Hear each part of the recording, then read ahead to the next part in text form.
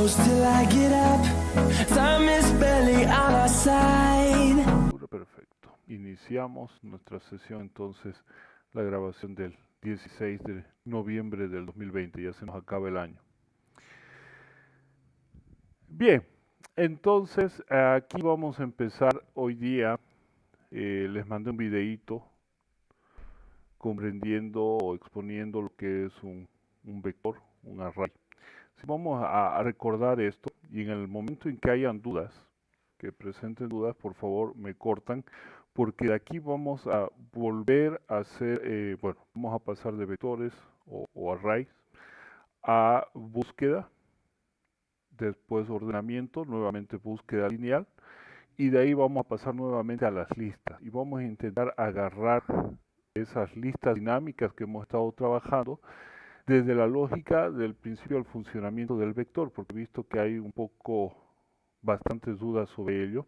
Entonces tal vez siguiendo este ritmo vamos a conseguir entender, comprender mejor lo que estamos haciendo, esa parte dinámica que son las listas dinámicas, para poder entender o comprender su funcionamiento básico, poderlas utilizar en este lenguaje que estamos utilizando ahora C++, que nos permite hacer ese manejo entre comillas de bajo nivel de la memoria para poder generar o crear nuestras propias estructuras de datos, nuestros propios datos complejos a través de esa pequeña porción de código y así facilitarnos la posibilidad de hacer una abstracción de nuestra realidad, de nuestro entorno, a un nuevo tipo de dato y poderlo utilizar.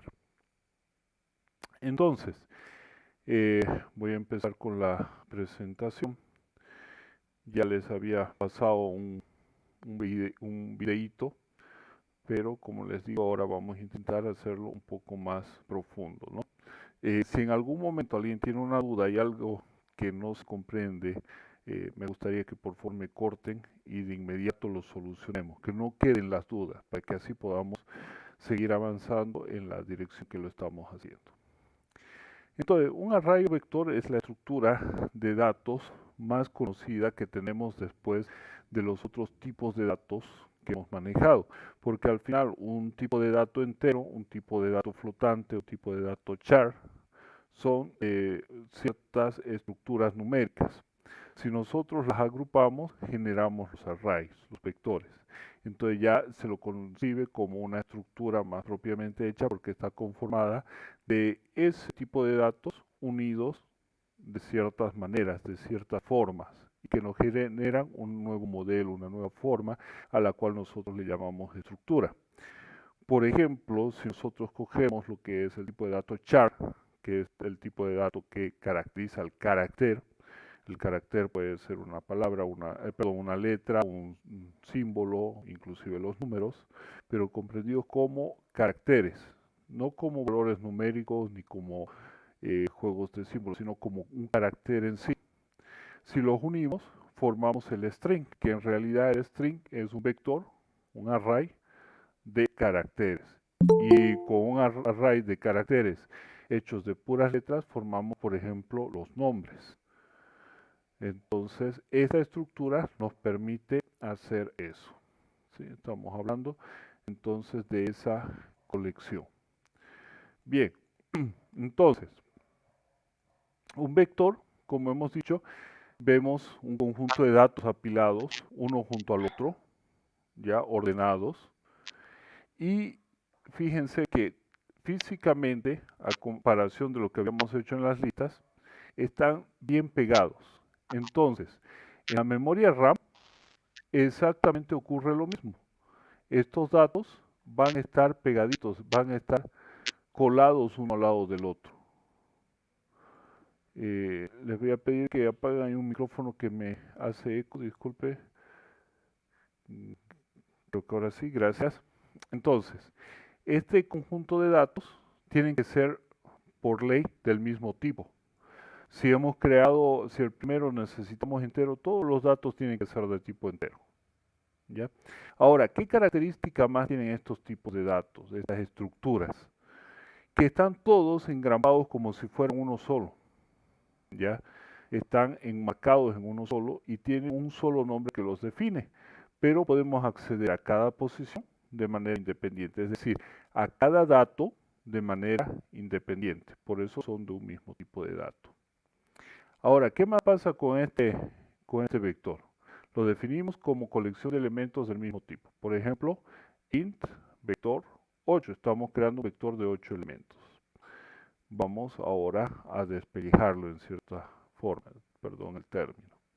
Entonces, si hablamos de un vector de 8 elementos, tenemos 1, 2, 3, 4, 5, 6, 7 y 8. ¿Qué hemos dicho por característica? Que están encapsulados como si fueran un solo dato. Entonces tenemos un total de 8 elementos.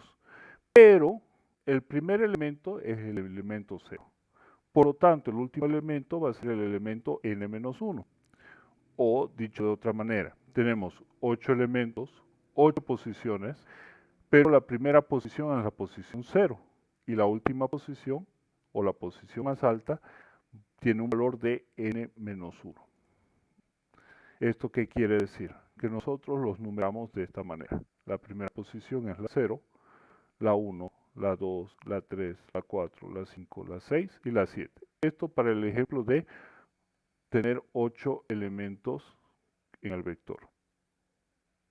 ¿Sí? Entonces, nuevamente, insisto en esto.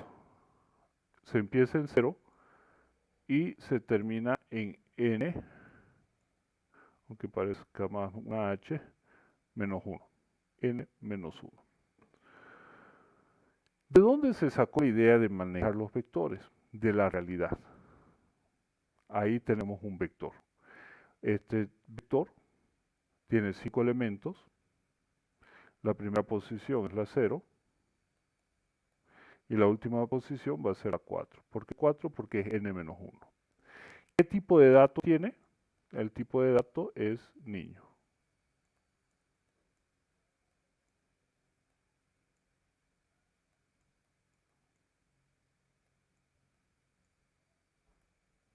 ¿Sí? Entonces tenemos un vector. Lo hemos sacado de la realidad para poder representar ese tipo de datos.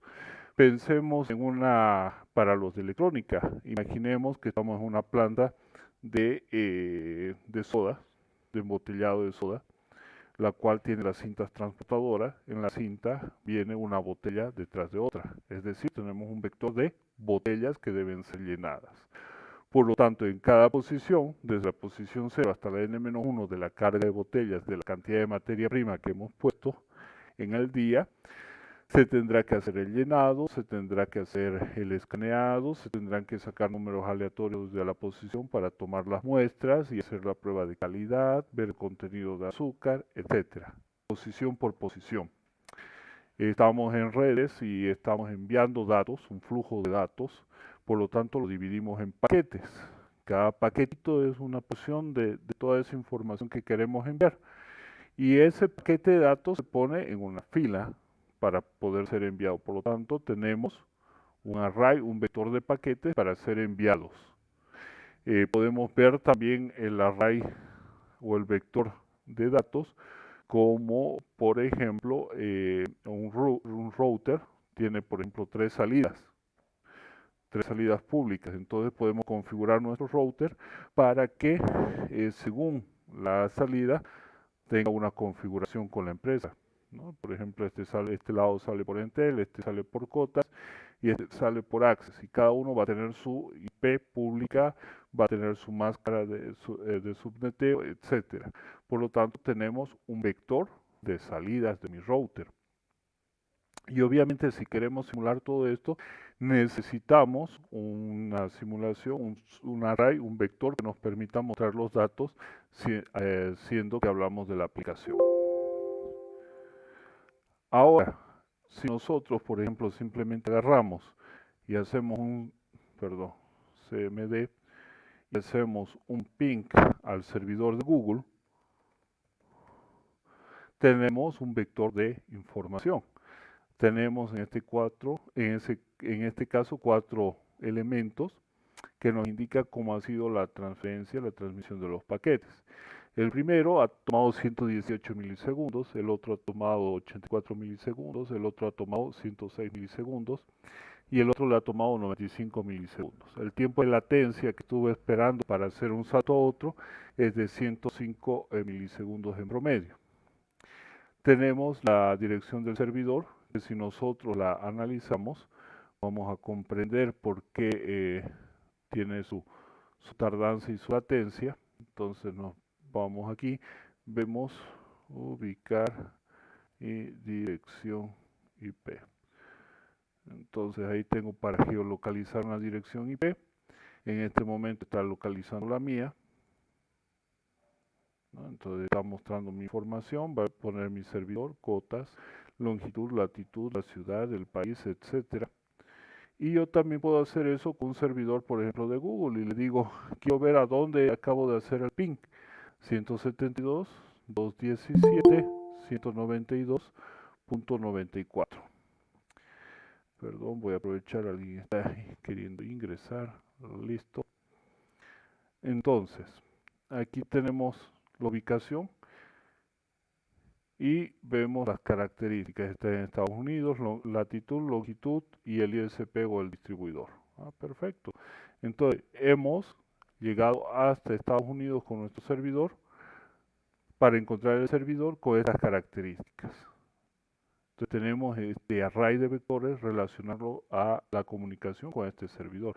Y a todo el espacio que ha hecho, todo el camino que ha hecho, ya es mucho más grande. Entonces podemos hacer un array, un vector de todo el camino que siguió. Podemos registrar cada paso en una posición del vector. Entonces el primer salto que hizo desde mi computadora, obviamente que es a el router que estoy utilizando para salir, el router que me proporciona cotas.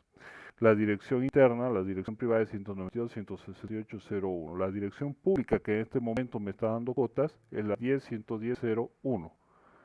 Luego pasa a los servidores de cotas. Entonces estoy haciendo un vector de todos los elementos que he ido o que estoy revisando por donde estoy caminando para poder llegar al servidor de Google. Aquí me está dando todo ese trazo para poder llegar. Lo habíamos visto el ejemplo cuando debatimos sobre el tema de las elecciones, ¿no? El servidor de Amazon. Entonces aquí lo tenemos. Este trazo se almacena físicamente en un vector que luego se lo lleva a una base de datos y que Amazon, Google y todas las empresas que tienen servidores deben registrar, guardar por un tiempo de entre 5 y 8 meses, dependiendo si están en Estados Unidos o en Europa. Cada continente tiene ciertas reglas que varían en el tiempo de almacenamiento de esta información. Entonces, ahí tenemos un vector del trazo de los pasos que yo necesito para llegar hasta el servidor de Google con la extensión .es. Entonces, los vectores, los arrays están en cualquier parte. Por lo tanto, nos podemos imaginar desde ese punto qué podemos hacer con los vectores, ¿no es cierto? Hablamos de que necesitamos meter datos, quitar datos, ordenar los datos, buscar los datos. Y a ese punto es al que vamos a entrar ahora. Entonces, ¿cómo declaramos un vector? Un vector se declara con el tipo de dato, el nombre y la cantidad de elementos. Estamos hablando aquí de un vector unidimensional. Si queremos hacerlo bidimensional, tendríamos que aumentar, por ejemplo, de 8 por 9 elementos. Entonces tendríamos un vector, ya no un vector, sino una matriz, que es otra estructura de datos. Ahora estamos con el vector, es decir, una sola línea de registro, una sola sucesión de elementos. Entonces, si queremos un vector de tipo carácter, simplemente usamos el carácter. Si queremos de tipo con números reales, utilizaremos un float. Si queremos un vector de símbolos, al igual que hace rato, volvemos a declarar un carácter. Entonces, dependiendo del tipo de datos que nosotros queremos manejar para nuestra estructura, lo definimos y lo declaramos. Nosotros, por comodidad, para poder comprender mejor el primer paso, el manejo del vector, vamos a trabajar con valores enteros. El siguiente que vamos a aprender es lo que es el string, que son cadenas de caracteres. Esta estructura ya la conocemos, es un ciclo for que desde un valor inicial sigue avanzando según una condición y va caminando de paso a paso, de a dos pasos, dependiendo de lo que yo necesito. La estructura es igual en cualquiera, nosotros la definimos en el diagrama de flujo, tenemos también difiere según algunas bibliografías.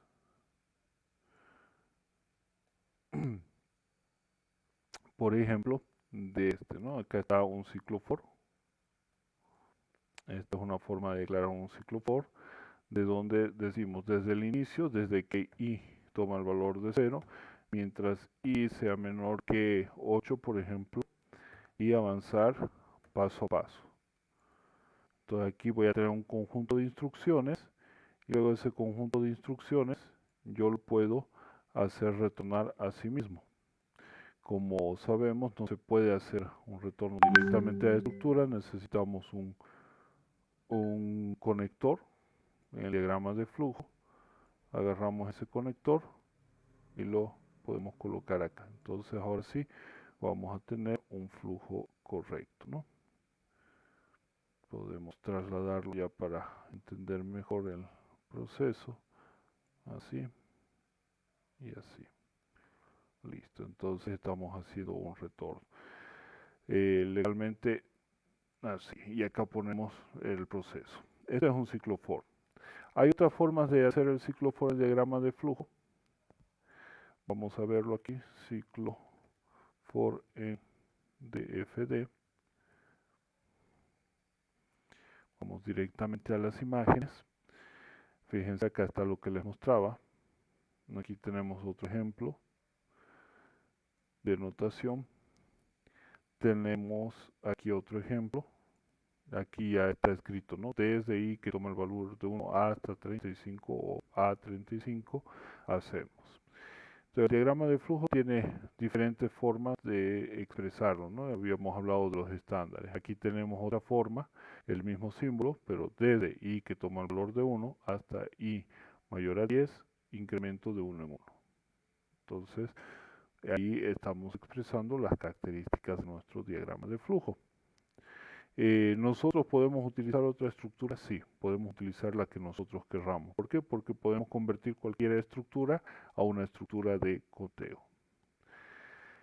El ciclo for que hemos visto en el diagrama de flujo en lenguaje C++, al igual que en Python en cierta manera, aunque Python lo maneja como está dentro de, pero Java lo maneja de esta manera, Delphi lo maneja de esta manera, y muchos lenguajes de programación lo manejan de esta manera, donde tenemos el ciclo for, le declaro una variable para esta estructura, que en este caso le estoy llamando i, comúnmente usamos la i, pongo la condición de mantenimiento del ciclo y el incremento que voy a hacer. En este caso estoy recorriendo el vector simplemente ¿para qué? Para mostrar los elementos. Entonces pongo letra, el elemento, concateno el valor de i, que es actualmente, pongo el contenido, el dato que está oculto en el contenedor de esa posición. Es decir, que voy a mostrar el dato de cada posición. Cuando i vale 0, de la posición 0. Cuando i vale 1, de 1. Y así hasta n-1. Bien, voy a ejecutarlo. Primero siempre la compilación y después de la ejecución. Y tenemos un montón de valores absurdos. ¿Sí? ¿Por qué? Porque no hemos inicializado ese vector. No sabemos con qué información está. ¿Cómo podemos escribir en un vector? Podemos hacerlo con el ciclo for, pero nosotros lo vamos a hacer ahora con un ciclo while para poder hacer el ejercicio de manejar otras estructuras para el conteo. Voy a declarar una variable j. Luego voy a hacer que j inicie en 0. Diga. Sí, ingeniero, cada vector no le hemos asignado un número, ningún número, y han aparecido números. ¿Quién lo asigna eso? ¿La computadora automáticamente? Cuando el sistema levanta, ¿sí? Cuando encendemos la computadora, se llena de energía. Hay una subida de tensión repentina. Por lo tanto, la memoria RAM empieza a llenarse de datos. ¿Por qué? Porque entra la corriente, entra un flujo disparado de energía, de corriente, y empieza a cambiar el estado de la circuitería, físicamente hablando. Cuando el sistema ha levantado y nosotros generamos una variable, ¿qué es lo que pasa? Que lee ese estado actual con la información que se escribió. Y estamos leyendo. ¿Por qué? Porque cada posición de memoria, al encender la máquina, la corriente se metió y nos cambió el estado. Esa información que se metió por ese pulso eléctrico es la que nosotros estamos leyendo. Y son estos valores que hay. Ah, y se Diga. asignan los mismos valores o cambian los valores cada vez que reinicio, digamos, el programa. Seguramente cambian o siempre serán los mismos. Cambia. Pueden cambiar. Si yo reinicio sin hacer otra modificación, puede ser que no tenga un cambio. ¿Ya? Pero si yo hago uso de otra aplicación y esta aplicación escribe sobre esa memoria y luego la libera, vamos a tener lectura de nuevos valores. Entonces, el cambio también se hace cuando las otras aplicaciones escriben sobre la memoria RAM, porque cuando borramos las variables, la información físicamente hablando no se borra, queda guardada, no se vuelve a un estado cero. Pero, ingeniero, lo correcto tendría que ser o mostrar cero o dar error, ¿no? Me parece que ahí le faltó a los creadores, digamos, del programa, ¿no? Porque aparecen esos números, no debería aparecer nada, ¿no? Más No, lógico, más claro. lo correcto es que aparezcan, porque físicamente hablando, la computadora se ha cargado de información al levantar el sistema. Ah, ya. Tiene que haber sí o sí algo. Claro, tiene que haber algo, porque si no significa que la computadora no está funcionando, no tiene energía. Ya. Sí, el solo hecho de meterle corriente, de alimentarla, ya cambia el estado de los circuitos. ¿Ya? Ahora, Y eso es lo exacto. Ahora, los diferentes lenguajes de programación tienen su control de datos. ¿Por qué? Porque también no olvidemos que la lógica del algoritmo me dice que primero debo saber con qué información voy a arrancar. Por lo tanto, lo que me dice C++ es, bueno señor, usted quiere hacer un programa, necesita esa variable, póngale la información que usted necesita, póngale ese dato que usted necesita. Yo no me voy a hacer cargo, hágase cargo usted de ese proceso porque es usted quien está desarrollando el software. Por eso es que nosotros siempre inicializamos nuestras variables como parte del algoritmo. ¿Ya? Eso tenemos que tener muy en cuenta. Ya, Inge, gracias. ¿Ya? Entonces, para hacer ese procedimiento de lo que acabamos de hablar, que es inicializar los valores de vector con valores conocidos para mí, como valores iniciales, entonces vamos a hacer con un ciclo while para cambiar de estructura. Todas las estructuras en sí nos sirven para hacer conteo de algo, ¿ya? El ciclo while tiene esta forma y vamos a decir que mientras, correcto, la variable j, que es la que está haciendo el contador, sea menor a la cantidad de elementos que tenemos en el vector, va a hacer. ¿Qué va a hacer? Va a agarrar a ese vector en la posición en la cual estamos caminando, en este caso sería posición j, va a tomar el valor de algo. Ahora, por ejemplo, ese valor lo damos nosotros. Si nosotros queremos, por ejemplo, acarrear números para hacer un producto, un promedio, si hablamos de suma, el valor nulo en la suma es el 0, pero en la multiplicación es el 1. Entonces nosotros tenemos que darle el valor inicial, tenemos que ser los que ideemos con qué valor debería iniciar. Una vez asignado el valor, nosotros tenemos que hacer que j dé un pasito para ir a la siguiente posición. Es decir, que de esta posición salte a esta. De la posición 0 salte a la posición 1. Y eso lo consigo con j, toma el valor de j más 1. ¿Ya? Acá nosotros no necesitamos hacer ese proceso, porque el ciclo for lo hace de manera automática. Aquí le decimos que desde a un paso ¿Y qué variable es la que va a dar un paso? La variable i. En cambio acá nosotros necesitamos hacer eso desglosado. Por eso es que lo estamos. Fíjense, aquí está el más, aquí está el más. Perdón, aquí j más 1. También podría ser un j más, ¿sí? Que es lo que está en esta parte. Tenemos una condición, acá está la condición y aquí tenemos la condición, igual que el ciclo for, y tenemos el inicio del valor de la variable, y acá tenemos ese inicio. Entonces, básicamente son las mismas condiciones, lo único que en una nosotros las manejamos manualmente y en la otra se hacen prácticamente de manera automática. ¿Ya? Ingeniero, Diga. una duda. Eh, la I ya no está declarado donde dice int vector. Sería Acá. ahí de a la I más para Ya. completar como Puedo, variable. puedo declarar esta i aquí y ya no declararla acá. Puedo hacerlo. Pero ¿qué pasa cuando yo utilizo esta estructura específica donde hago la declaración dentro de la misma estructura? La variable i que tengo aquí solamente va a existir para esta estructura, es decir, mientras este ciclo for esté funcionando. Una vez termina y pasa aquí, ya esta i no existe. Inclusive miren, si yo pongo aquí que i toma el valor de 0, me va a decir que no la conoce la variable i. ¿Ven? Y no ha sido declarada. ¿Por qué? Porque solamente fue declarada para esa estructura, para nada más. Esa es la ventaja de utilizar este tipo de estructura for, donde hago la declaración de su contador.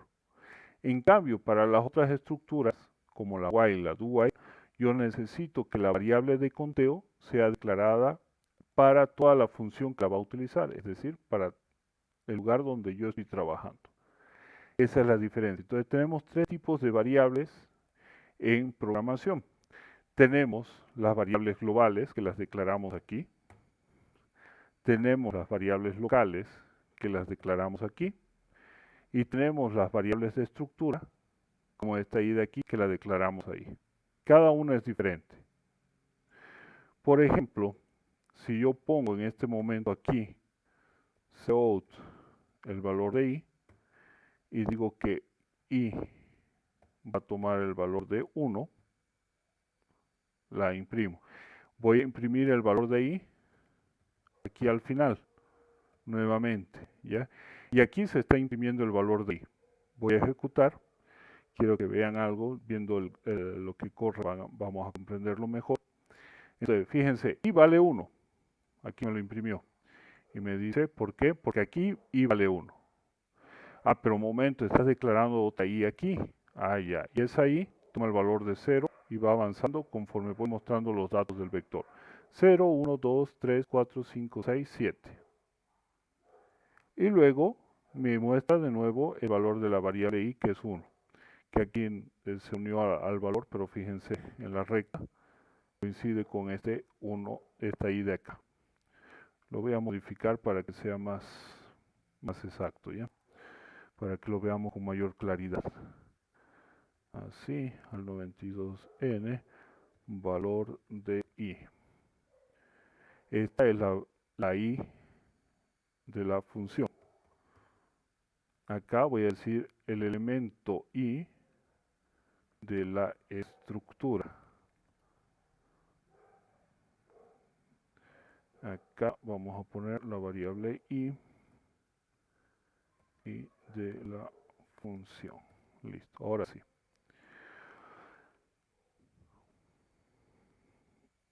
Entonces, la i de la función vale 1. La i de la estructura vale 0, 1, 2, 3, 4, 5, 6, 7. Yo no le he asignado de nuevo el valor 1, debería tener i el valor 7, pero no. El valor i de la función no ha cambiado del inicio al final. No lo he modificado en ninguna parte. Por eso sigue valiendo 1. Porque esta i de aquí solamente para esta estructura. No toca la otra i.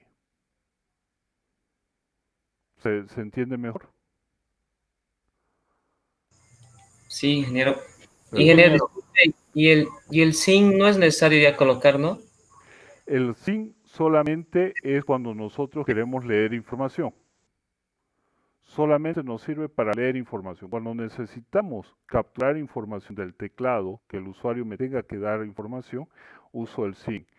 Eh, Vamos a compararlo con lo que es nuestra vida diaria. Ahorita estamos teniendo una conversación. Yo estoy haciendo un cout mientras voy hablando. Y ustedes están haciendo un say-in de lo que yo estoy diciendo. ¿Por qué? Porque me están escuchando, están tomando esa información. Cuando cambia y ustedes me hacen alguna pregunta, como hizo ahorita Luzber, ¿qué pasa? Ahora tiene el cout, Luzber está escribiendo información en el aire para que sea capturada por micrófono, traducida y luego enviada a través de internet y de toda la infraestructura, me llega y yo la capturo con un say-in. Estoy escuchando, estoy tomando atención. Entonces, cuando necesito hablar desde mi programa, ocupo el cout. Cuando necesito escuchar desde mi programa, entonces utilizo el sin.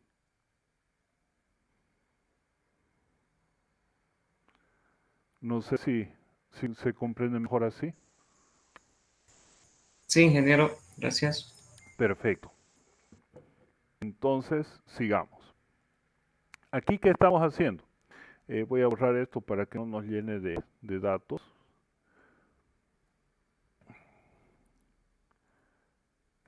Listo. Ahora sí. Entonces, tenemos nuestra variable j que va a servir para rellenar datos. Voy a borrar este hola mundo porque ya lo hicimos. Y voy a hacer de nuevo la muestra de datos. Entonces tengo que declarar de nuevo mi variable i. Listo. Ahora estoy asignando el valor de 0 a todos mis elementos. Voy a ejecutar. Primero me va a mostrar, luego va a rellenar y me va a volver a mostrar el vector con los datos llenados. Entonces, en la primera iteración que nos muestra el contenido, fíjense, de las 0 a las 7 tenemos valores absurdos que no sabemos qué son. En la segunda muestra, cuando ya hemos asignado los valores que nosotros hemos visto por conveniente decir va a estar el valor 0, entonces tengo puros ceros asignados. Y eso lo conseguimos con este ciclo. El otro lo estamos haciendo para mostrar datos. Ahora, fijémonos que, fucha, 2 líneas de código, más 2 líneas de código no es mucho, son 4 líneas de más. Pero imagínense que ahora insertemos un valor y querramos mostrar nuevamente los datos, serían 6 líneas de código, siendo que podríamos reducirlas a máximo 3. Entonces, ¿qué voy a hacer? Vamos a hacer una función. Para eso nos sirven las funciones. Voy a hacer una función que no va a dar ninguna respuesta porque no necesita entregar datos, no necesita entregar respuesta, va a mostrar directamente en el monitor, mostrar datos del vector. ¿Qué le va a entrar? Nada, porque el tamaño del vector por el momento lo estamos manejando a nivel estándar, ¿no es cierto? Es decir, decimos tiene 8 elementos. Acá me voy al final de mi programa y voy a hacer el código. ¿Cuál va a ser el código? Va a ser este. Ahora, fíjense que voy a tener un error al hacerlo directamente así. Me va a decir que no conoce vector, ¿sí? No ha sido declarado aquí vector. ¿Por qué? Porque mi vector ha sido declarado aquí como parte de la función main. Entonces, la primera opción que tengo es declararlo aquí arriba como variable global. Entonces, ahora todos lo pueden ver. Por lo tanto, si vuelvo a compilar, ya no tengo el mismo error. Ahora, ¿qué hago para mostrar los datos? Simplemente me voy en la línea que quiero mostrar y le digo mostrar datos del vector. Esto es una función, es la reutilización de parte del código. Acá cargamos los datos y le digo de nuevo mostrar.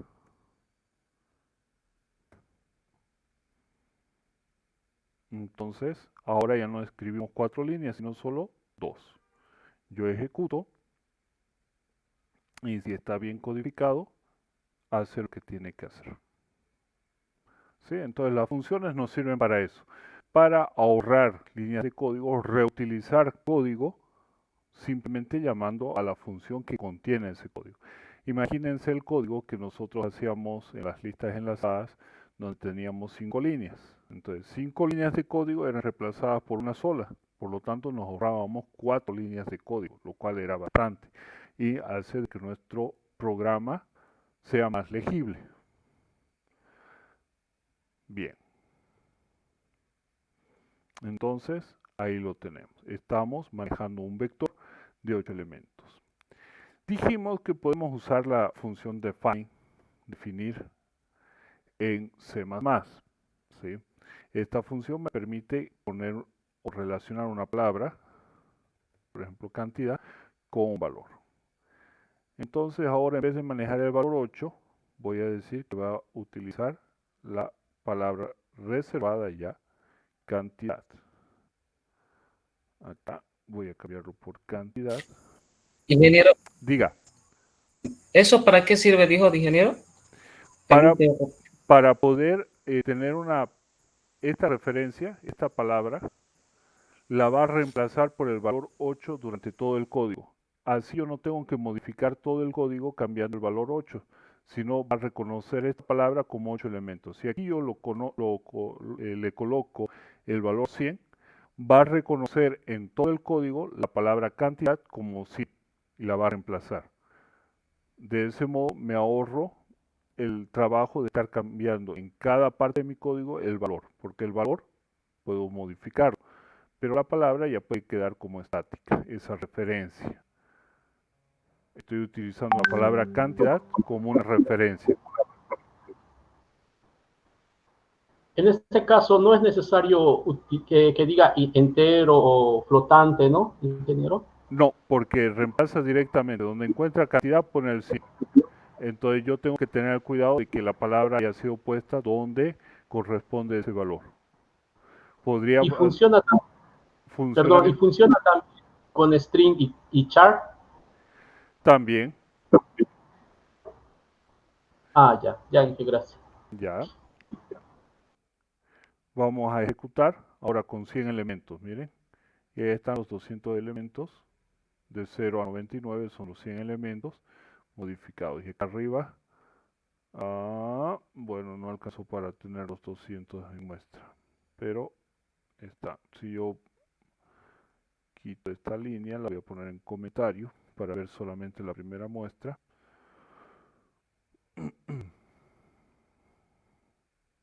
Entonces, allá.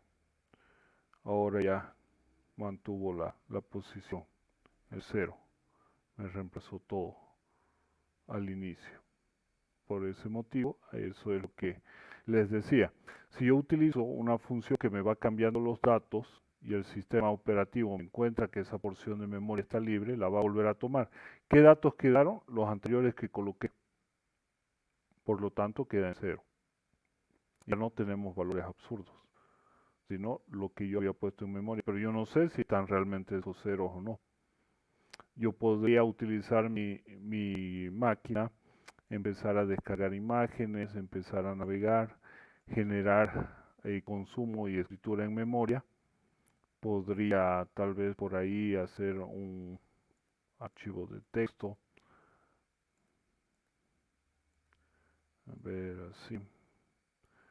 Nuevo archivo de texto. Este archivo de texto vamos a meterle mucha información.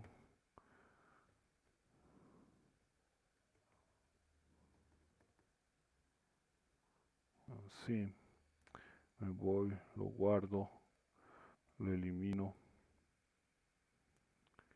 Vamos a ver ahora qué tal. Vamos a ver cómo han cambiado los datos, si han cambiado o no han cambiado. Tengo que generar más información. Bueno, pero conforme yo voy utilizando, nuevamente se va a llenar de basura mi memoria RAM y va a empezar a cambiar las posiciones y nuevamente voy a tener datos absurdos aquí. ¿Ya? Eso es siempre, o sea, siempre tenemos que considerar ese valor. Ahora, diga. Seguramente con un reinicio sí o sí pasaría eso, ¿no? Así es, De la máquina, reinicio. así es. Cuando reiniciamos es seguro porque, como les decía, se le mete corriente aleatoriamente y se disparan los valores. Los circuitos se disparan, por lo tanto vamos a tener ese problema. Una curiosidad también, Inge, al inicio cuando hizo define, eso se llama librería, ¿cierto? ¿O cómo se llama? Lo No, que esa es una palabra reservada para definición. para La- definición. sí, esta es una No hay, librería. no hay algún script posterior que pueda modificar lo que vamos a incluir ahí arriba, ¿cierto? Eso sí o sí hay que hacerlo manualmente. El programa no puede crear, por decir, crear define cantidad 100 arriba, si ya no puede, ¿no? No, no puede. Sí, ya, gracias. Ya. Bien, continuemos entonces. Tenemos nuestro vector, tenemos una cantidad de elementos, tenemos nuestra función mostrar. Aquí le vamos a poner función para mostrar elementos.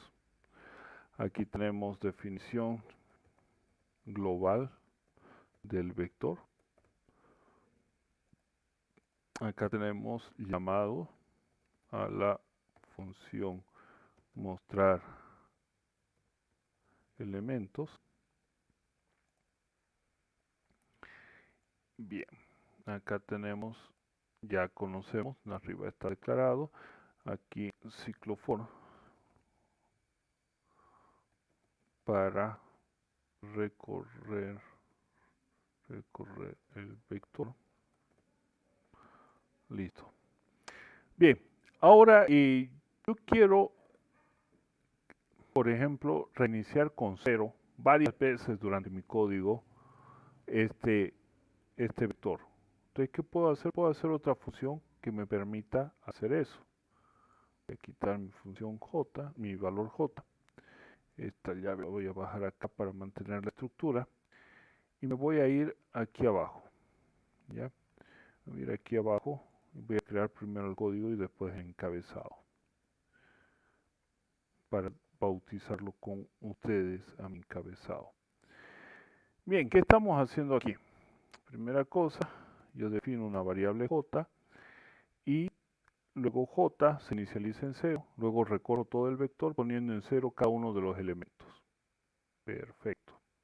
¿Qué nombre le ponemos? Para empezar, ¿necesita enviar algo? No. ¿Por qué? Porque se encarga de modificar el vector. Segundo elemento, ¿qué nombre le ponemos? ¿Les parece inicializar a 0? ¿Qué es lo que hace, no? ¿Les parece bien así? Inicializar a 0. Que todo el vector se ponga en 0. Ahora sí, voy a hacer el encabezado. Lo pongo aquí y le pongo una descripción. Función para poner todos los valores del vector en 0. Listo. Ya tenemos el vector con inicializar a 0. Por lo tanto, ahora yo también puedo mostrar los datos del vector y simplemente inicializar a 0. Listo. Voy a ejecutar. Y ahí está, ¿no? Está el vector con todos sus valores a 0. Bien, vamos a continuar con esto y les voy a mostrar algo muy interesante que ya lo hemos hecho, pero vamos a recordarlo. Yo puedo poner valores aleatorios. Poner valores aleatorios. Aquí, C++, ya. Entonces yo tengo la función random, que es la que se carga de esto, de poner mis valores, generarme valores que estén en un rango determinado, ¿ya? Yo puedo manejarlo para los vectores, puedo manejar en variables individuales, puedo usar para simulación, para lo que yo quiera. Entonces, vamos a poner así, valores aleatorios en C. Podemos ver cualquiera de los ejemplos. Voy a abrir incluso el primero. Entonces nos dice aquí las librerías que necesitamos. Hemos hablado de la librería Time, que es la que me permite manejar el tiempo en lenguaje C++ y también en C. ¿Sí? Time.h. Esta librería me permite manejar los datos del reloj. Luego tenemos la función semilla. Esta función semilla, que la voy a poner acá en mi programa principal, me permite generar una semillita para que se pueda hacer el algoritmo para generar los números aleatorios. Habíamos dicho que los algoritmos son diferentes y que es más, la mayoría son cerrados, que no se sabe cómo funcionan para que no los puedan utilizar para saber cómo va a trabajar el programa. Por ejemplo, en los en Palacio de Justicia, cuando llevamos un memorial, toma los jueces que existen, que tienen casos, dependiendo del proceso que se va a realizar, genera un número aleatorio, ¿ya? Y asigna el juez según ciertos criterios, como son cantidad de casos resueltos, cantidad de éxitos, cantidad de contrademandas, cantidad, etcétera, etcétera, y luego entre los finalistas selecciona a través de un valor aleatorio. Si yo, como programador, quiero determinar cómo lo hace, puedo hacerlo, y si sé cómo funciona ese generador de valores aleatorios, puedo inclusive deducir a quién va a entregar el expediente. Y podría hacer trampa, por ejemplo, para entregar el expediente a un juez que me convenga. ¿Se puede hacer eso? Se podría llegar a hacerlo si supiéramos exactamente cómo funcionan esos generadores de números aleatorios, ¿ya? Por ese motivo es que no tenemos precisamente un algoritmo, pero sí hay muchos que circulan en internet como algoritmo para generar números aleatorios. Aquí está. Entonces, fíjense. Estos algoritmos producen una sucesión de números que se asemejan a la sucesión realizada de variables aleatorias de 0 y 1, aunque realmente no lo sean, ¿sí? No son aleatorios, pero más o menos se asemejan. Tenemos varios algoritmos que obviamente en el lenguaje propiamente que los aplica empiezan a cambiar por el proceso que se conoce. Y aquí tenemos algunos de los nombrados, ¿sí? No es fácil, tenemos estos, fíjense. Tenemos la explicación de los algoritmos, ¿ya? Pero nosotros, por lo general, no vamos a saber exactamente cuál es el proceso que utiliza para generar esos valores aleatorios, ¿ya? Así que no es necesario que comprendamos cómo lo haga, porque no va a ser utilizado de esa manera, a menos que nosotros queramos desarrollar nuestro propio algoritmo, en cuyo caso, bueno, tendremos que profundizar mucho más de lo que sería la explicación del mismo algoritmo. Entonces, ¿qué hace? Toma el dato del reloj actual, obviamente con milésimas o hasta millonésimas de exactitud, y genera el primer valor con los datos del reloj. Y luego, para asignar el valor, yo simplemente puedo guardar de esta manera. Este es el número generado. Si yo quiero generarlo entre intervalos, utilizo esta otra ecuación. Ya está lista para poder utilizar. Entonces, ya tengo mi semilla. Ahora quiero generar números aleatorios y voy a hacer una función directamente para ello. Entonces me voy a void. ¿Por qué? Porque no necesito entregar ninguna información. Y en vez de inicializar a 0, voy a decir llenar valores aleatorios. ¿Sí? Yo no necesito introducir ninguna información porque cantidad de elementos también es un valor global. Por lo tanto, con eso yo tengo suficiente.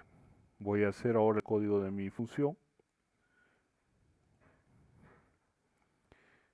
Y con esto vamos a empezar. Llenar de valores aleatorios. ¿Qué voy a hacer? Ya he generado mi raíz. Ahora necesito a hacer el recorrido del vector. Para recorrer el vector hemos dicho que podemos utilizar un ciclo for.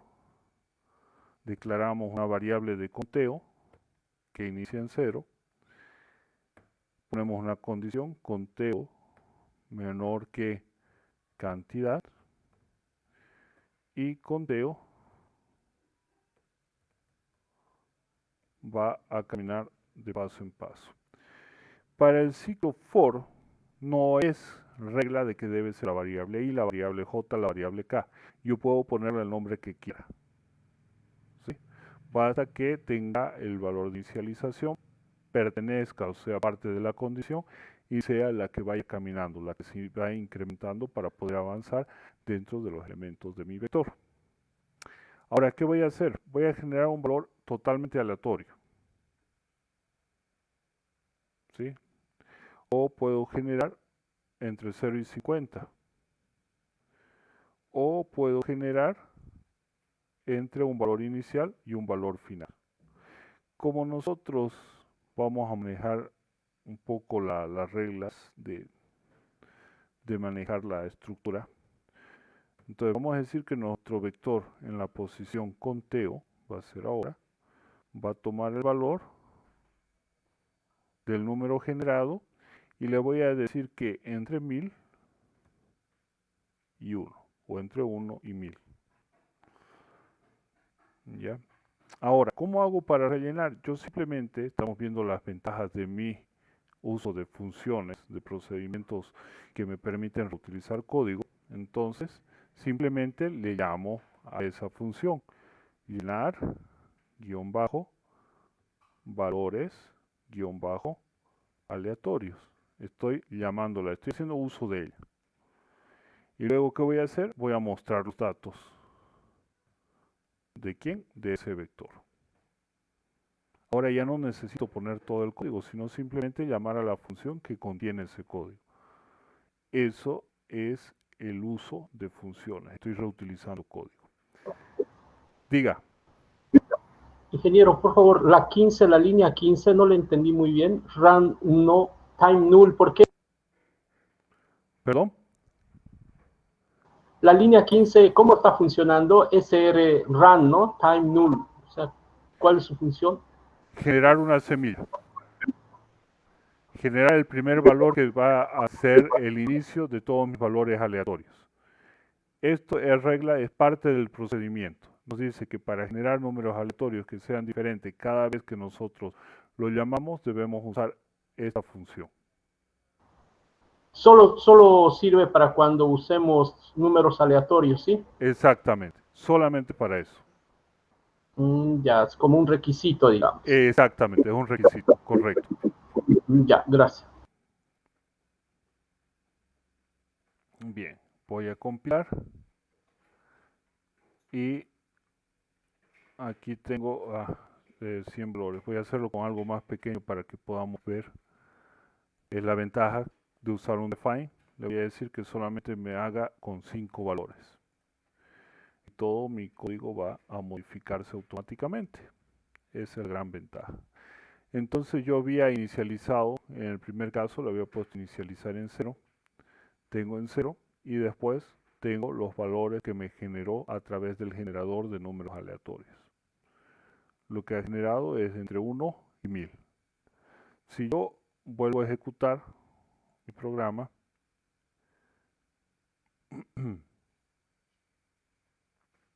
fíjense que los valores han cambiado.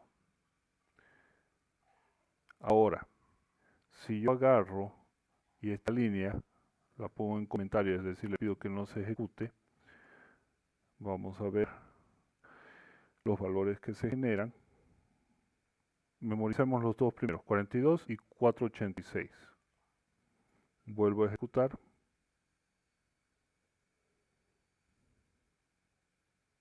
Se generó el mismo valor. Vuelvo a ejecutar. Y se generó el mismo valor. Voy a volver a habilitar esta línea, que era la de la pregunta. Voy a ejecutar.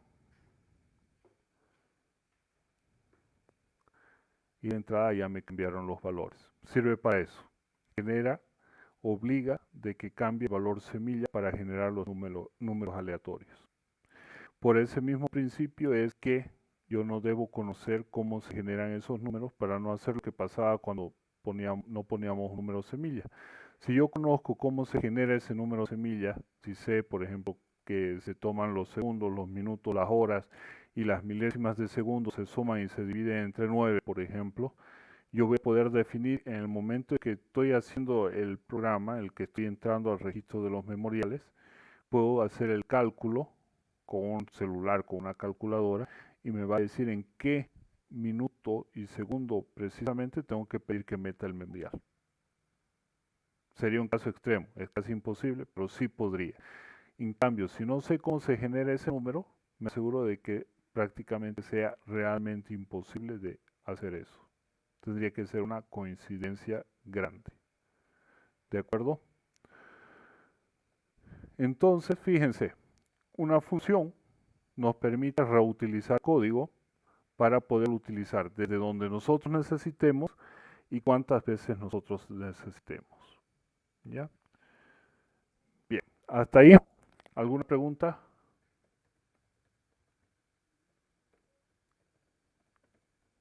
Perfecto.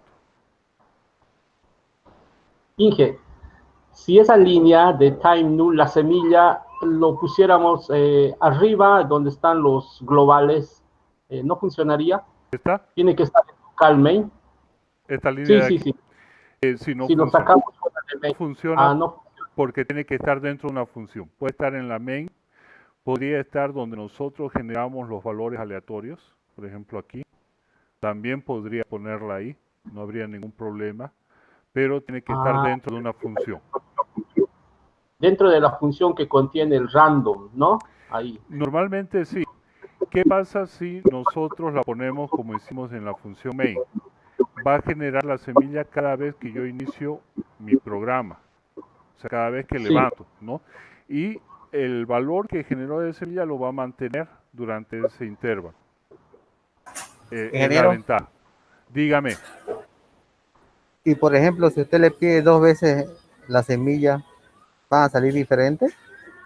Sí, O sea, en una misma ejecución, si usted la pide 2 veces en diferentes ya. llamadas. Sí y no. Le explico por qué sí y no. Sí, porque ese es su procedimiento. Esa es la lógica que sigue. Debería cambiar.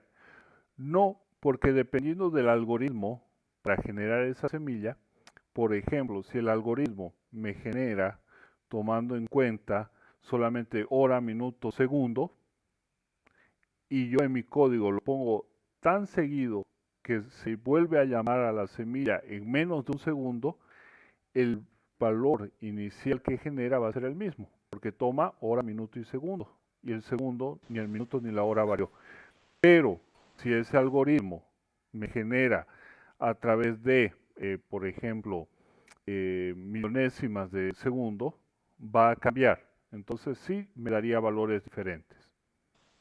Podemos ver qué tan cerca podemos estar. Sí, podemos hacer la prueba. Aquí voy a rellenar los valores aleatorios. Voy a ir a mi función principal. Aquí estoy inicializando, ¿no es cierto?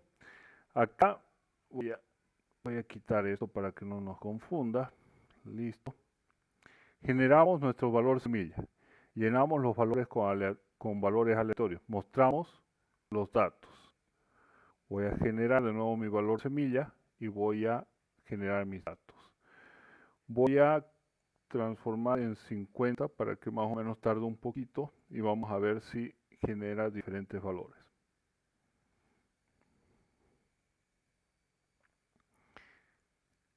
Acá está el primero, 226, y vamos al siguiente primero de aquí.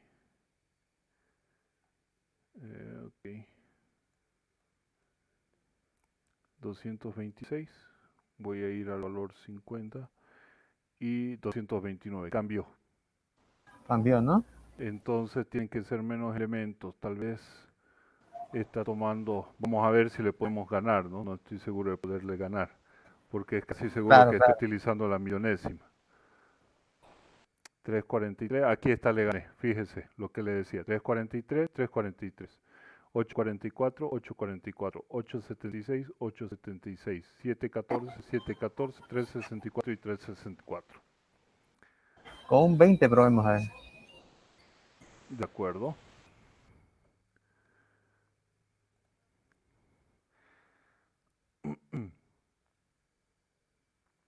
A ver, 438 y arriba 438, aún se mantiene. Sí, ¿no? Entonces, hay que ver ese tema, ¿no? Ese es el tema de la precisión de la semilla. En cambio, si yo ahora voy a colocar esta, le voy a pedir de que no me genere nuevamente un valor semilla, sino que continúe desde donde se quedó. Me aseguro de que no se repitan. 140 y acá es 529, con el mismo valor que teníamos. Si ponemos los 5 que pusimos al inicio, vamos a ver que igual va a cambiar. Por ese motivo lo puse en la función principal, el rand. Fíjense, 598 y acá 814. Entonces, en vez de generar un nuevo valor que puede ser el mismo, continúa generando desde donde se quedó.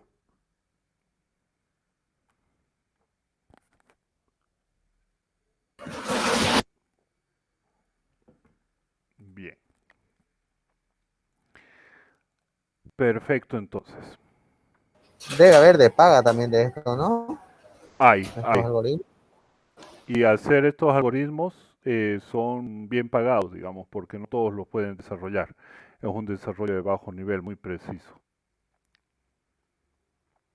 Así es. Bien. Para las criptomonedas creo que usan esto, ¿no? Así es. Y son más complejos. Por eso se necesita la computación cuántica, porque ya estamos llegando al punto en que podemos encontrar ese valor que se genera y definir y poder romper la criptografía, ¿no? La seguridad, las contraseñas que tenemos hasta ahora.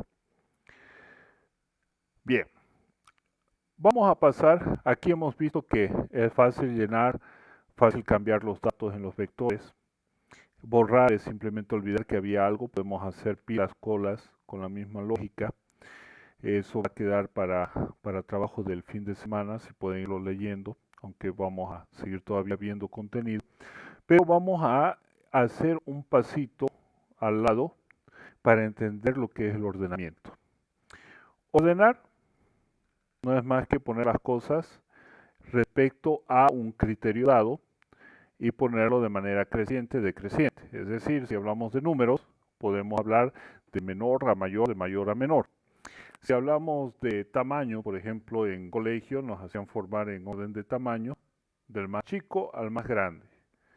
Para dar el examen nos ordenaban en orden de apellidos. Entonces, para dar el examen oral era el primero de la lista y el último de la lista. El primero de la lista y el último de la lista. Entonces, había un orden.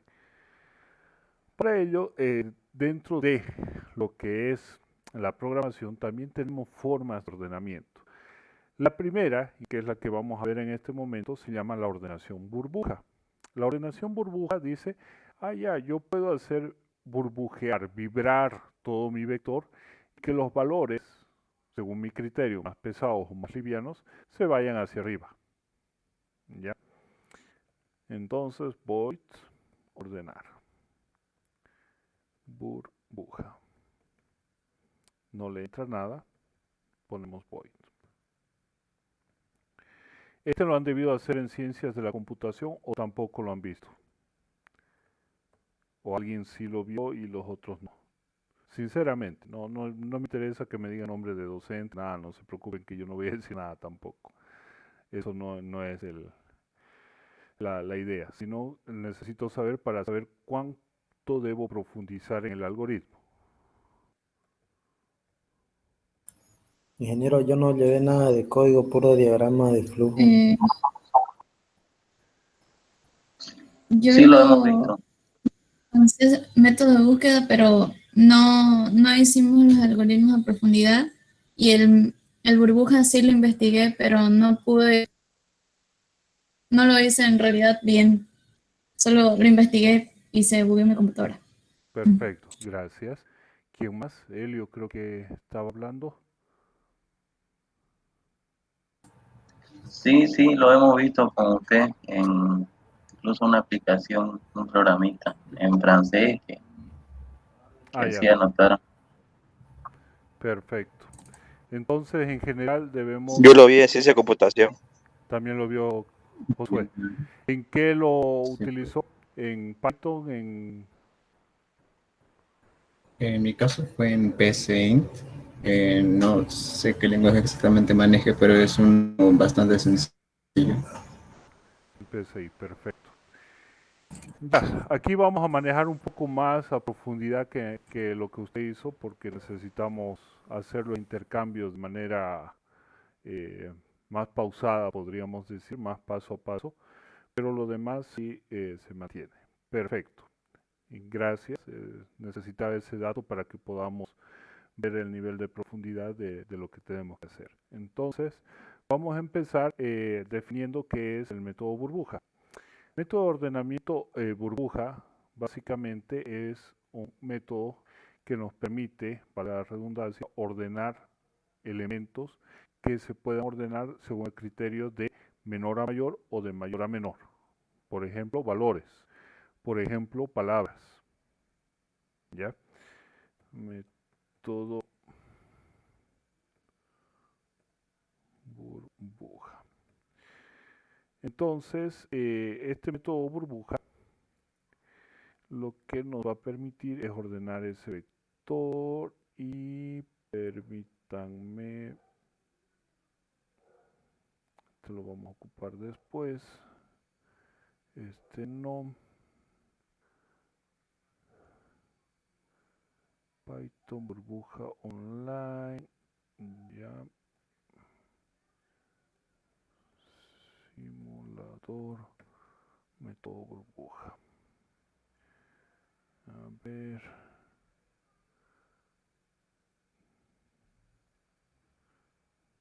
debería ver este. No. Bueno, acá está el código. Pues si lo queremos ver el código antes que hacerlo, pero lo vamos a comprender. Vamos a ir a nuestro PowerPoint. Voy a duplicar esta diapositiva y la vamos a utilizar para explicar el método burbuja. Voy a poner números aleatorios y vamos a hacer nuestro propio algoritmo y por lo tanto vamos a empezar del final hacia el principio. Johanka, por favor, denme un valor aleatorio de 1 a 1000 entero. 284. Perfecto. La siguiente, Yandira, por favor, un valor aleatorio.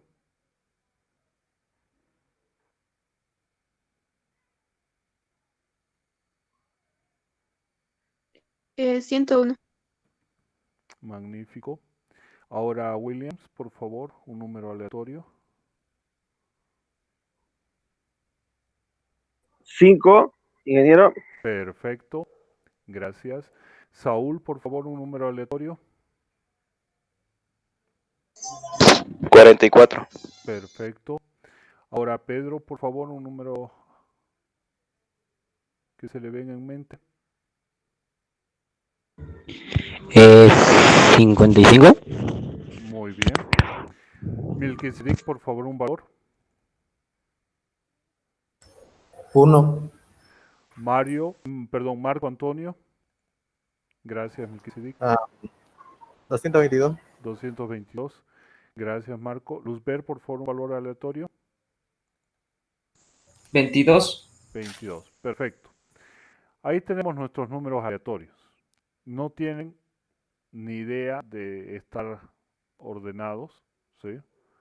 Acá tenemos el más pequeño, acá el segundo, el siguiente está por acá, así que no están ordenados. Voy a tomar una variable auxiliar, la voy a crear aquí, a un costadito, listo. A esta le vamos a poner el color, a ver, relleno de la forma y le vamos a poner como es auxiliar, le voy a poner negro. Perfecto. Ahora tenemos todos nuestros elementos. ¿Qué vamos a hacer? Vamos a ir a este primer elemento, ¿sí?, que va a ser el que nos va a dar el control inicial. Lo tomamos y nos preguntamos respecto al segundo. ¿Este valor es mayor que este? Sí. Vamos a intercambiar los dos valores. Pero ustedes han escuchado el problema donde se tiene un león, un montón de paja y una oveja. Estoy queriendo cruzar un río y tengo un bote y solamente me sirve para poder cargar a uno de estos tres elementos y yo para poder cruzar el río. ¿Alguien ha escuchado ese problema? Ah, sí, lo he visto. Es un acertijo que sí, porque lo puse. Sí, correcto. Sí, Inge. Sí, perfecto. Vamos a usar esa misma lógica, ese mismo procedimiento.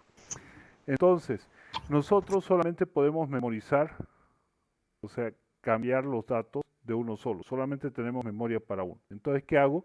Voy a recurrir a una variable auxiliar y voy a decir que voy a memorizar momentáneamente el dato que tengo para poder hacer el intercambio. Intercambio y ahora el valor que tenía aquí lo asigno a este. Entonces, 284. He intercambiado los valores. En esta variable la he utilizado para poder memorizar momentáneamente el dato que tenía.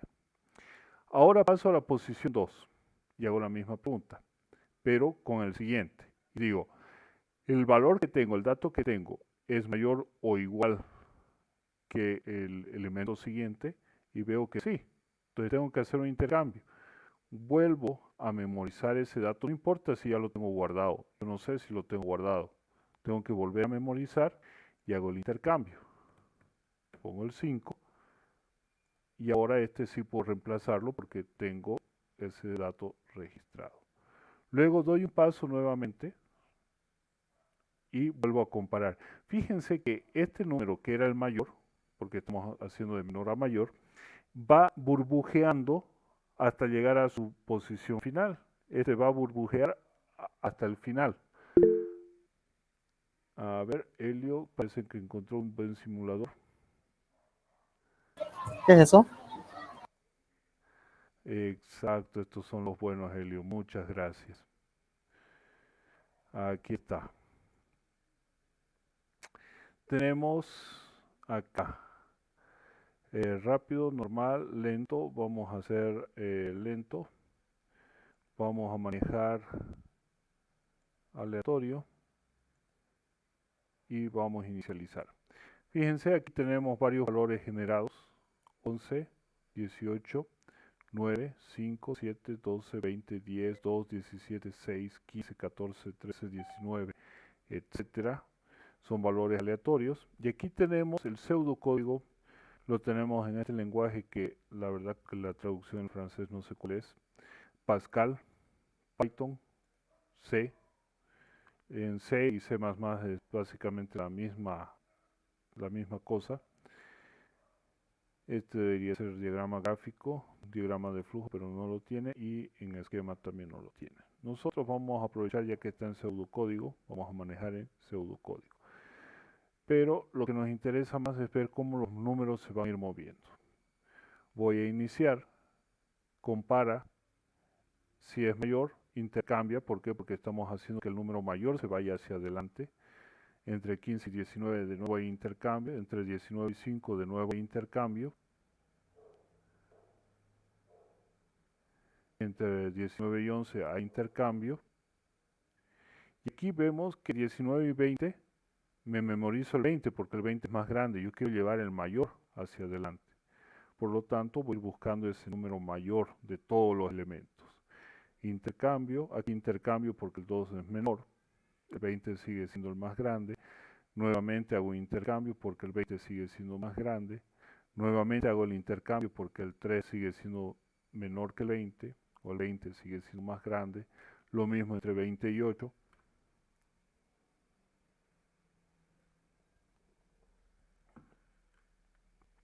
Entre 21, entre 20 y 10. entre 20 y 14, entre 4 y 20 también, porque 20 es más grande, entre 20 y 16, entre 26 y entre 20 y 18. Ahora sé que el valor más alto, el valor más grande de todos los valores está aquí, donde le corresponde. Y vuelvo a empezar y vuelvo a intercambiar solamente donde encuentro un número más grande. ¿Para qué? Para asegurarme de llevar el número más grande hacia adelante. Ahora va a ser el 11 y el 17, y entre el 19 y el 17 se va a quedar con el 19, por eso no hay intercambio.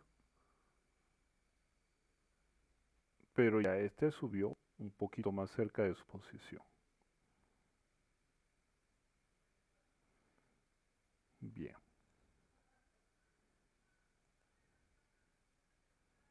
Ahí está velocidad normal. Vamos a ver un poco hasta el final la velocidad normal. Este en sí es el método más lentito, ¿no? Así es.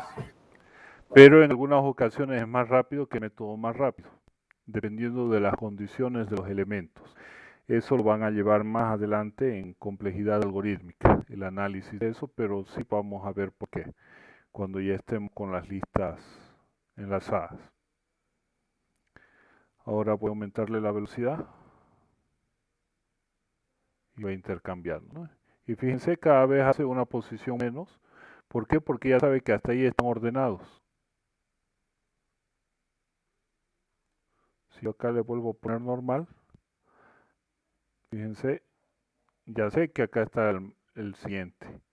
Y ahora voy a llevar el siguiente, 9 y 11. Ya sé que este está ordenado. Este no sé si estará ordenado. Puede ser que sí, puede ser que no. Pero ahora me aseguro de que ese ya esté ordenado. Por lo tanto, voy a hacer un pasito menos.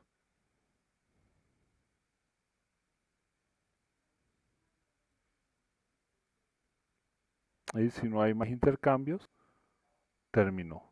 ¿Por qué? Porque ya está todo listo. Ese es el método burbuja. Muchas gracias, Elio. Bien. Si no me equivoco, era aquí. No, era aquí. Ingeniero, igual se puede ordenar de mayor a menor. También se puede.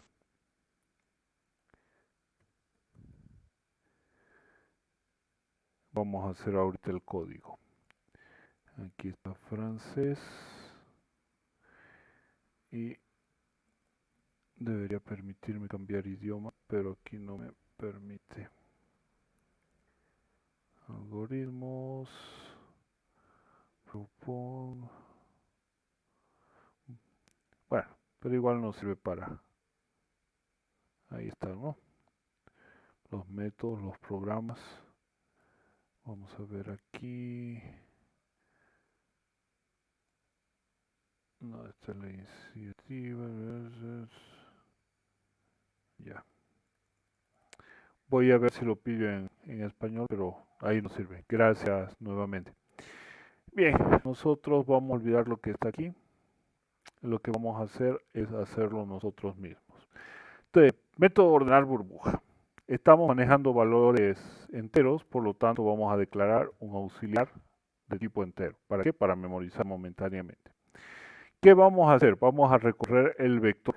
Vamos a hacer el que no tiene ninguna condición de terminación, el que siempre hace la misma cantidad de veces para poderlo comprender. ¿De acuerdo?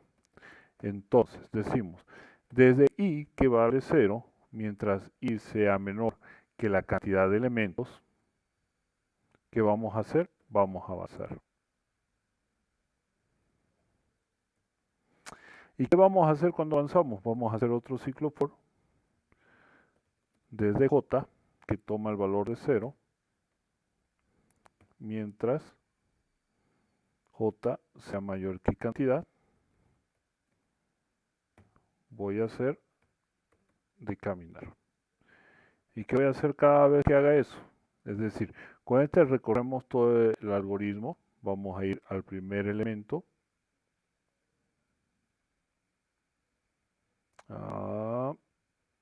Perdón, ya me pasé. Aquí.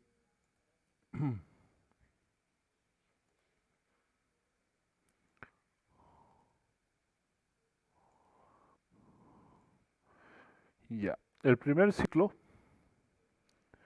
que estoy haciendo, este primero, me va a recorrer los elementos, todos. Pero cada vez que hace un elemento, es decir, que I avanza uno, J avanza todos nuevamente.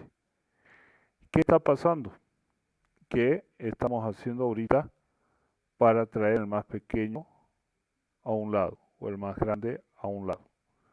Entonces, ¿qué tenemos que hacer? Hacer que camine al revés, porque ¿qué vimos? Que va empujando hacia el final. Entonces vamos a hacer eso. Por lo tanto, aquí va a tomar el valor de cantidad menos 1 y mientras I sea mayor o igual a 0, voy a descontar. Ya. Esto también se puede hacer con el ciclo for. Puedo ir de adelante para atrás. Entonces, ¿qué va a hacer? Va a ir a la primera posición y va a recorrer hasta acá. Luego va a ir a la segunda posición, va a empezar de nuevo desde 0 y va a ir hasta acá. Luego hasta ahí, luego hasta ahí y hasta ahí. ¿Sí? Va a ser ese recorrido. Vamos a poner luego que muestre cada vez que ingresa para que veamos qué está mostrando. Vamos a centrarnos ahora, antes que las condiciones, en cuál es el proceso. ¿Qué es lo que hace? Compara los dos elementos. ¿Ya? ¿Qué hace? Entonces, sí, ¿qué hacemos? El vector en la posición J es mayor que el vector en la posición J más 1, es decir, 9 es mayor que 14. Básicamente estamos haciendo eso. Si es verdad, vamos a hacer un intercambio. Entonces, vector en la posición J más 1 debería tomar el valor de vector en la posición J, ¿no es cierto? Porque estoy intercambiando. Pero ¿qué pasa? Yo no puedo memorizar, he perdido la información de lo que estaba en J más 1. Para no perder la información, entonces utilizo ese auxiliar que he declarado. ¿Para qué me sirve? Para memorizar momentáneamente el valor, en este caso, de J más 1. Luego J más 1 toma el valor de vector y ahora vector en la posición J toma el valor de auxiliar. He hecho un intercambio de valores. Lo único que he hecho es lo que estábamos haciendo aquí en el ejemplo de cambiar los valores. Este es mi auxiliar y lo utilicé para hacer el intercambio de los dos valores. Eso hace. Si no hay intercambio, no pasa nada, simplemente avanza. No hay ningún intercambio. ¿Por qué? Porque se tienen que quedar lo que veíamos ahí, ¿no? Que si el número que tenemos acá es mayor, simplemente lo pasa. Vamos a ver. Aquí le voy a poner lento y voy a avanzar.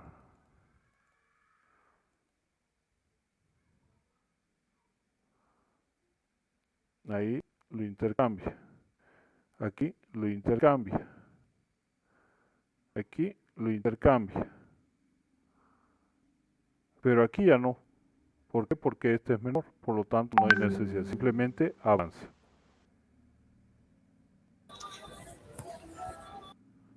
Y eso estamos haciendo aquí. Si hay necesidad de intercambiar, intercambiamos. Si no, no intercambiamos.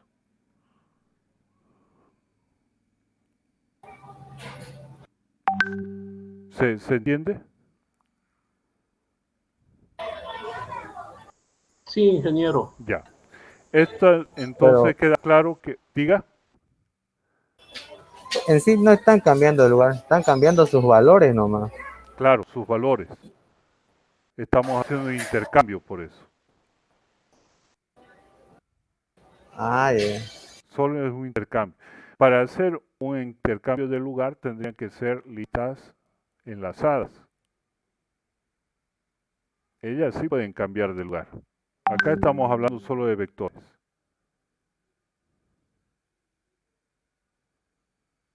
¿Ya? Entonces, esta función solamente sirve para ¿qué? Para recorrer el vector y hacer este trabajo que está haciendo ahorita, para ir intercambiando los valores. Va a ir y va a hacer intercambio de los valores. Nada más. ¿Ya?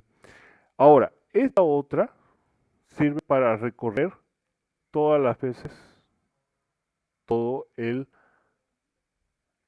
algoritmo, o sea, todo el vector. Vamos a volver a recorrer todo desde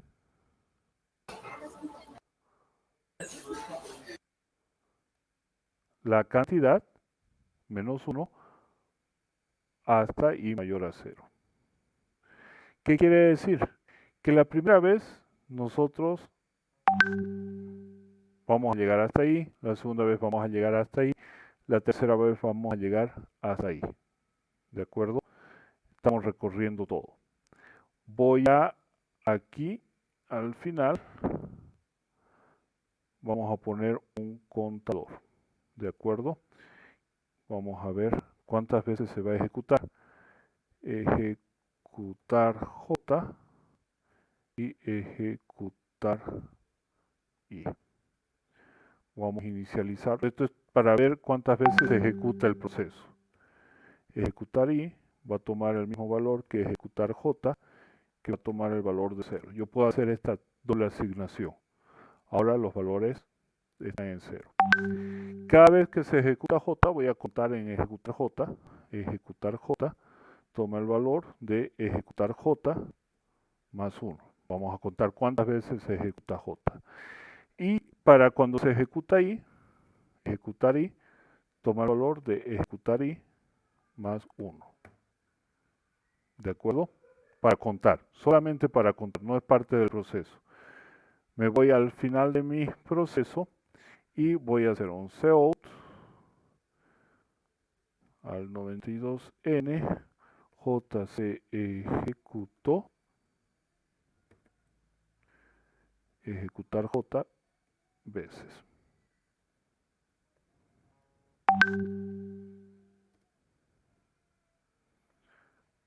¿De acuerdo? Y ahora vamos a hacer lo mismo, pero con I. Cout I se ejecutó, ejecutar I veces. Esto es solamente para saber cuántas veces se ejecutó. ¿De acuerdo? Y vamos a hacer el método de ordenar burbuja después de rellenar aleatorios. Ya, voy a ponerlo así. Voy a poner ordenar burbuja y nuevamente voy a mostrar los datos ordenados.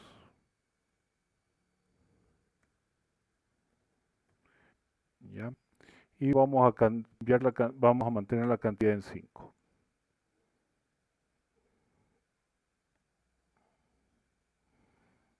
Vamos a ejecutar y ahí está. Tenemos el proceso inicial, tenemos aquí con los valores aleatorios. Miren, J se ejecutó 25 veces y se ejecutó 5 veces. Y ahora el elemento 0 es 0, el 1, 272, 471, 632 y 637. Por lo tanto, quedó ordenado. Voy a eliminar esto de acá para que nos salga solamente lo de el proceso de aleatoriedad, porque aquí habíamos estado haciendo para hacer el proceso de ganarle. Entonces, llenar valores aleatorios, mostrar los datos aleatorios, hacer el ordenamiento y mostrar los datos ordenados. Nada más nos va a hacer el programa.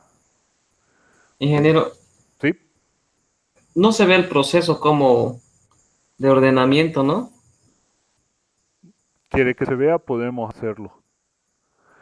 Pero van a salir todos los valores, no vamos a poder chequear todo. Tal vez tendríamos que mejor llevarlo a un archivo de texto, por ejemplo.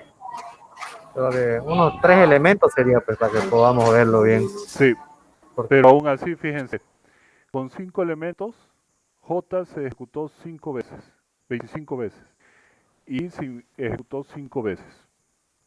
Vamos a ver con 3 elementos cuántas veces se ejecuta. Esto es lo que necesito que vean.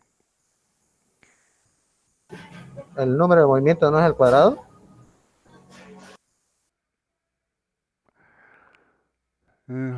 Sí y no, dependiendo de la situación de los valores.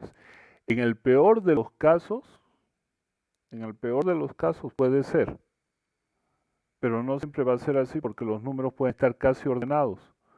Por lo tanto, no va a haber tanto intercambio.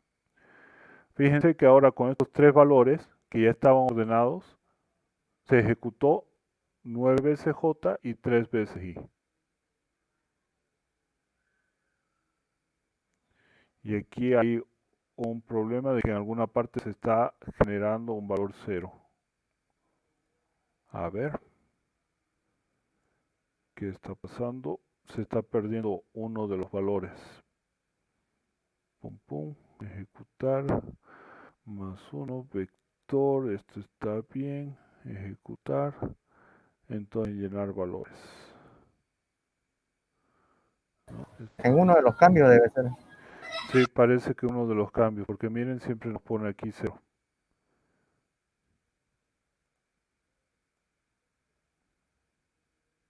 A ver, ordenar, ejecutar, toma el valor de 0. Int cantidad, tantos, ejecutar, más 1. Esto es el conteo. Aquí tenemos el ciclo for y ejecutar. Esto es para hacer, esta es la condición. El problema no es por lo que lo hicimos o sea, en vez de hacerlo de menor a mayor, lo hicimos de mayor a menor. Podemos cambiar. Y lo transforma en 0, creo, el último. Parece que sí, ¿no? Vamos a ver ese problema. Mientras I sea menor que la cantidad menos 1 y más. Vamos a ver si hay el cambio. Si es así, estamos perdiendo por algún motivo, había un error de igualdad. Nos sigue colocando un 0. Y está ejecutándose menos veces. Aquí hay algún problema o que mi máquina necesita una reiniciada. Ingeniero, he visto un 1000 menos 1, sino más arriba.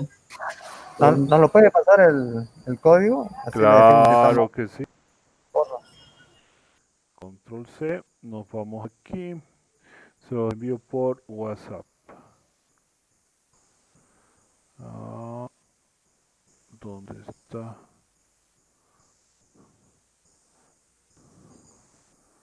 Aquí está. ¿Listo?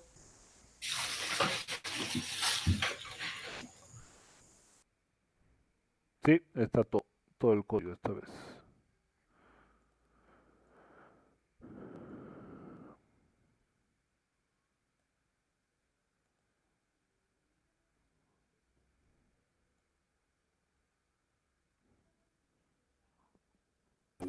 Igual me sale 0 en el del medio, pero ahora. En el del medio. Entonces hay algún problema en el ordenamiento. A ver, for int que toma el valor de 0, mientras i sea menor que la cantidad de elementos menos 1, va a ser el incremento. Mientras i sea menor que cantidad, acá está el error. Es cantidad nomás. Porque si ponemos menos 1, estamos haciendo en vez de menos 1, menos 2. Y ahora lo pone el 0 arriba como debería, pero igual está reemplazando un valor. Vamos a ver si están los datos. Si están, por lo tanto es al ordenar. A ver, vamos a ir a mostrar por si acaso. Mostrar datos. Y toma el valor de 0 y menor que cantidad y más. Cout, no hay ninguna asignación. No, no hay ninguna asignación. Perfecto. Entonces, sí o sí, está aquí en ordenar burbuja el problema. Entonces, revisemos. Ciclo for. Desde i que toma el valor de 0, mientras i sea menor que la cantidad, va a aumentar de 1 en 1. Desde 0 en adelante. Perfecto. Esto simplemente es para saber cuántas veces se ejecuta. For int j que toma el valor de 0, mientras j sea menor que la cantidad, avanzamos de 1 en 1. Este sirve para contar. Y ahora, solamente cuando hay de que el vector j es mayor que j más 1, ya, aquí está el error.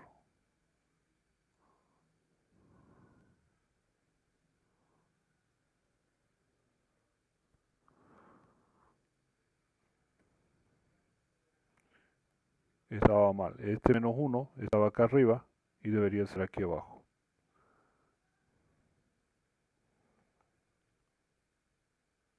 Bien, ahora sí. Eso era. Sí, les explico por qué.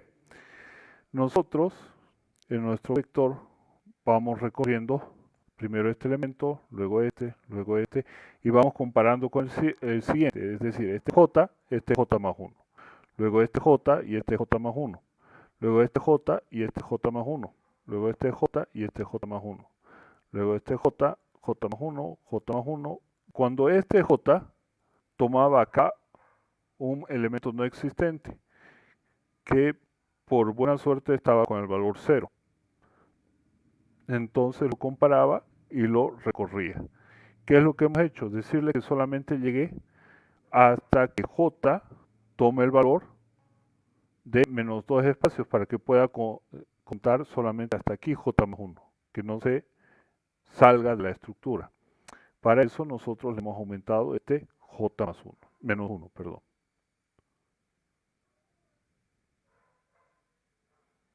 Con la condición más este menor, solamente va a llegar hasta aquí j y lo va a comparar con este último elemento. Ese era el problema.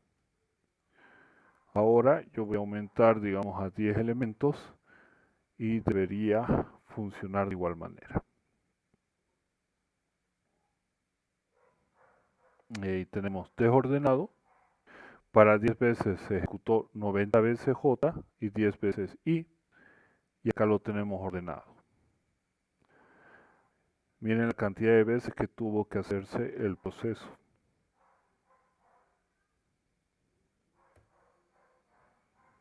Vamos a ver el simulador.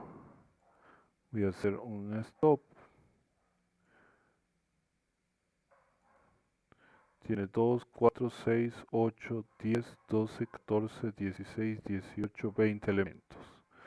Vamos a ver cuánto es el máximo de veces que se puede hacer con 20 elementos.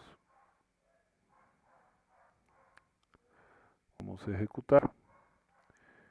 Y 380 veces en el peor de los casos. Para 20 elementos. Vamos a poner en rápido. Segunda vez que se repite. Tercera vez. Cuarta. Quinta. Sexta. ¿Cuántas veces? 20 veces. Nosotros no hemos hecho de que vaya hasta tomando en cuenta que se ordenó. Por si acaso, todavía no falta esa condición a nuestro proceso. ¿Ya? Bien. Hasta esta parte, ¿se entendió el algoritmo hacia a nivel inicial? Lo que es la primera parte. Sí, va se entendiendo? entendió. Perfecto. Sí, se entiende. Sí. Perfecto, entonces. Yo voy a guardar el código, lo voy a guardar en la carpeta que tenemos compartida.